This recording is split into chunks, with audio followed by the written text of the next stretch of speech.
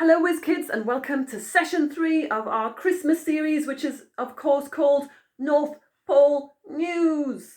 And I hope you're all having a fabulous Christmas season so far, and I hope you're very excited for Christmas Day.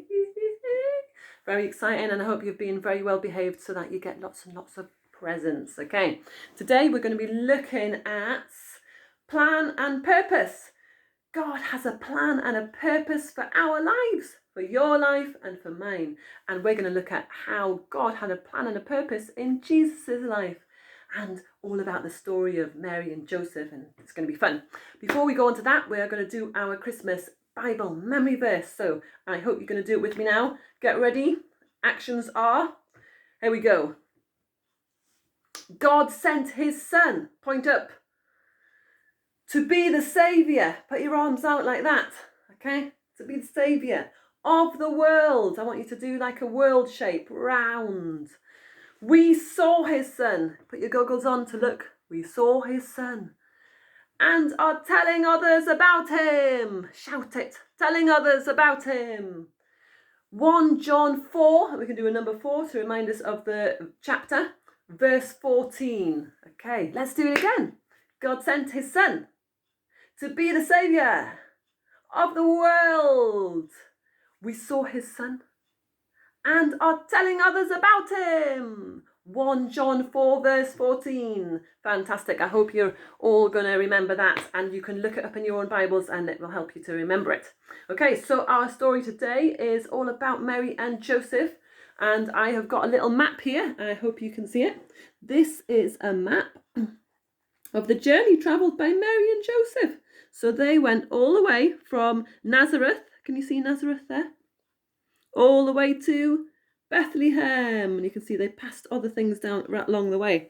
Now, the reason they did that journey, which was a really long journey, 3 days on a donkey. Can you imagine doing 3 days on a donkey? Wow. Travelling for 3 days on a donkey would be very tiring, wouldn't it? Now, the reason they did that was because the government told them that they had to travel there for the census to be counted. Okay, so they didn't have a choice; they had to go. And even though Mary had baby Jesus in her tummy and she was about to give birth, and even though she really could have been much better just wrapped up in a blanket at home, she had to go on that journey with Joseph. And the reason was because the government had told them that they had to do it. So they went on the journey, and I'm going to show you a picture of them. Here we are. Here we have Mary and Joseph on the donkey. There they go, travelling a long and hard journey for 3 days until they got to Bethlehem. And when they got there, sadly, they couldn't find anywhere to stay. Look, it says no room at the inn.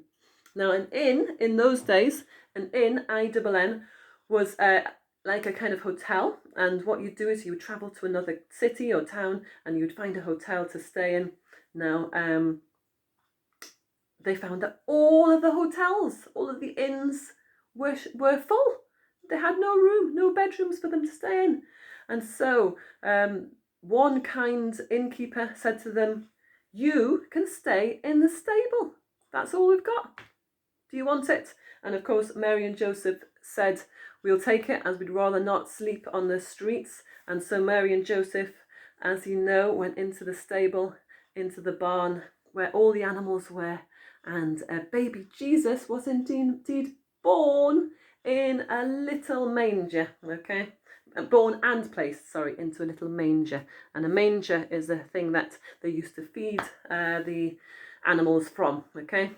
So, what a journey they had. It must have been very, very difficult for them.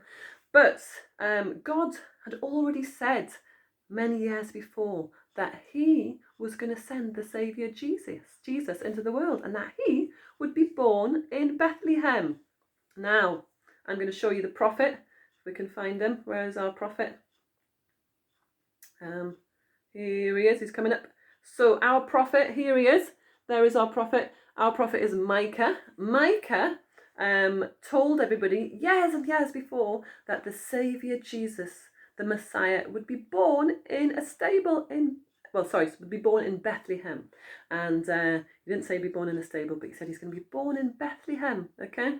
So Mary and Joseph didn't realise that they were being told to go to Bethlehem for a reason, and it was to fulfil that prophecy. So God had planned that Jesus would be born in Bethlehem many, many years before, okay? And he told them, and he had a plan for Bethlehem to make it the town, the amazing town where the Saviour of the whole world would be born, okay? So isn't that amazing that as kids, that shows what a plan God has for our lives and the way in which he has such a plan and a purpose in everything. He really does.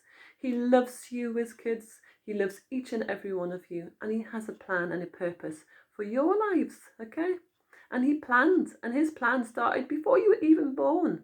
So when you're worried about anything, remember that God has a plan, and it can help you to trust in him. So I have got 4 amazing points for you, and I'd love it if you would get a pen and paper and if you would write these points down, okay?